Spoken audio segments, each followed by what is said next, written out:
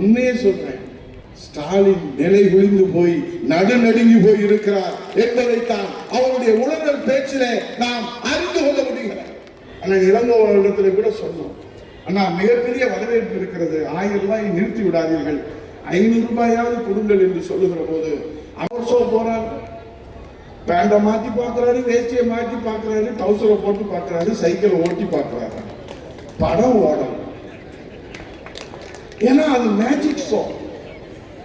எங்கள் புரட்சி தமிழர் ஐயா எடப்பாடியார் போடுவது real show, the iron man of Tamil Nadu. நீங்க அமர்சாஜி எதுக்காக செஞ்சுட்டு அவர் சொல்றார், 100 நாள் வேலை வாய்ப்பு திட்டம் எங்கள் மகளிருடைய வாழ்வாதார திட்டம்.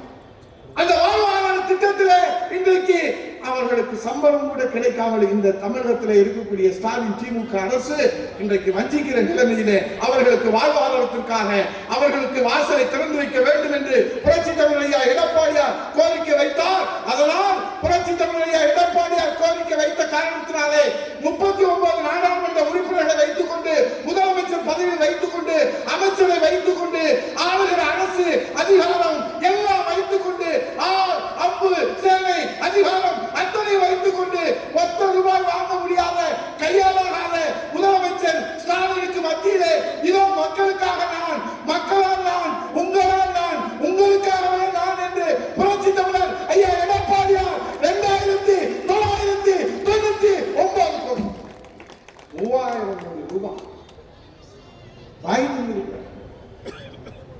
இது எவ்வளவு பெரிய சாதனை. அதிகாரம் இல்லாத போதே இன்றைக்கு எதிர்கட்சி தலைவராக இருக்கிற போதே 3000 கோடியை தமிழகத்திற்கு பெற்றுத் தருகிறார் என்று சொன்னால் 2024 உறுதியாக, சத்தியமாக, நிச்சயமாக புரட்சி தமிழர் ஐயா எடப்பாடி